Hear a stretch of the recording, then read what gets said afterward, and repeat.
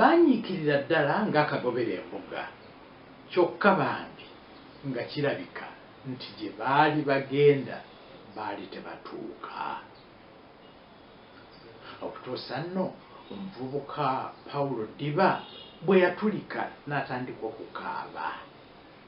Ate ne munne Dani Baliddawa naye n'atondoka n'agwa wansi nga bw'awanjaga nti bannange nze sikyalina gye ŋŋenda, mundeke nfiire wano. Banne beeyongera okumukubiriza okutuusa bwe yayimuka olutalo ne lukwajja buto. We baatambulira nno okutuuka eri ku bannaabwe ng'obudde bugenda kuwungeera era nga bonna olugendo baluwanda lulusu. Dani Baliddawa ne Pawulo Ddiba nga n'amaaso bombi gabajjudde amaziga beerayirira obutaddayo nate kulamaga lugendo lw'enkulanga eyo.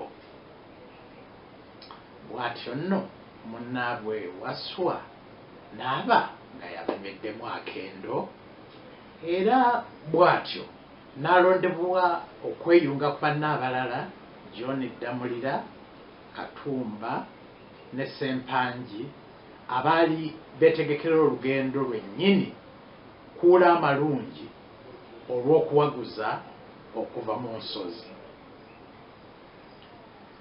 Abalamuzi bano nga bwe baayitibwanga buli kalungi konna kaabakolerwa baggumire bulungi mu mibiri ne mu myoyo.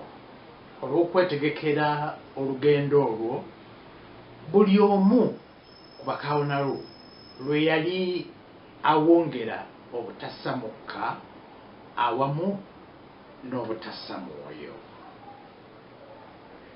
Baaweebwanga ennyama nnyingi nnyo okusinga ku bannaabwe abalala ate nga be bagyebalobozaamu. Beebakanga mu kifo kyonna era ne mu kiseera kyonna kye baayagalanga era nga tebaalinanga kalimu konna konna ke baatuusangako ngalo. Buli kiro essaala ez'enjawulo zaabasabirwanga era nga buli omu afuba nnyo okubagumya n'okubazzaamu amaanyi. Oluvannyuma nno lw'okufa kwa Willy Lukyamuzi eyali asoose okuba omukulembeze waabwe, omuvubuka Stephen Lutaaya yalabikirawo nkukunala nga asolobyeko nnyo ku banne mu kubakulembera era ne mu kubakubiriza ku mirimu gyabwe egya buli lunaku.